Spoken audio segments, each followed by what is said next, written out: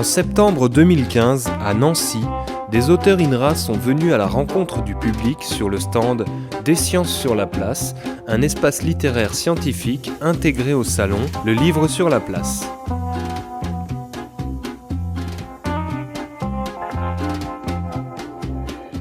J'ai eu envie d'écrire cet ouvrage lorsque je me suis rendu compte de deux choses. La première, c'est lorsque j'emmenais autour des amis ou de la famille ou bien des gens d'associations sur le terrain en balade botanique. Et ces gens-là venaient me voir pensant que j'allais leur nommer les plantes, ce que je fais également, mais j'aime bien sur le terrain leur expliquer le fonctionnement de la vie, le fonctionnement d'une plante, la vie de la plante.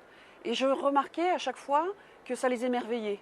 Je voyais les yeux qui brillaient. J'ai réalisé un vieux rêve d'enfant qui était d'écrire un livre. Donc moi j'aurais tellement voulu écrire des romans. Et donc j'ai écrit le roman de la vie d'une plante. Les ouvrages, je les ai écrits parce que je donne des cours et je fais des formations dans un cadre tout public, un public très hétérogène. Et ce qui se passait, c'est que je ne pouvais pas donc leur conseiller des livres quand ils me demandaient. Ça n'existait pas. Donc j'ai essayé de faire sous une forme très synthétique les sujets que j'abordais dans ces formations et dans ces cours pour avoir des ouvrages illustrés et pas très chers. C'est vrai que nous, en tant que scientifiques, on est habitués à publier dans des revues spécialisées avec un langage qui peut parfois ressembler à un jargon. Donc là, en interagissant avec Sylvie Blanchard des éditions Quae, j'ai appris à rédiger pour le public. Et donc, c'était extrêmement bénéfique dans ma possibilité et capacité de communiquer avec le public.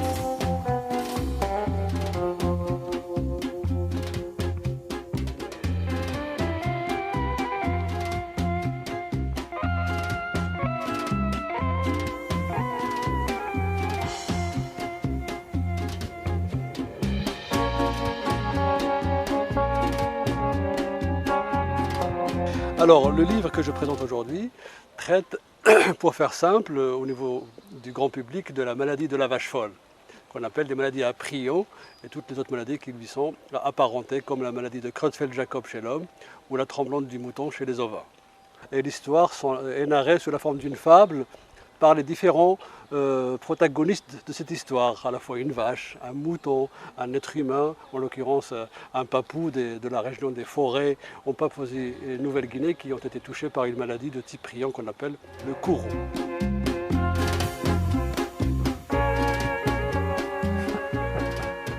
Ça reste quand même difficile, il faut apprendre à écrire de façon extrêmement simplifiée, éliminer tout jargon scientifique. C'est fortement consommateur de temps. Rédiger un ouvrage comme celui-ci, ça consomme des jours et des jours, pas mal de week-ends. Donc en fait, les scientifiques ayant déjà des emplois du temps bien chargés, hésitent encore à franchir le pas et à rédiger ce type d'ouvrage de vulgarisation scientifique. Une société sans science, c'est une société qui stagne.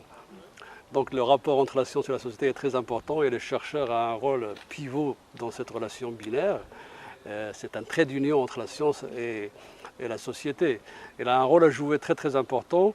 Un chercheur, c'est un citoyen, donc il se pose des questions également sur l'intérêt de la science pour le bien-être de la société.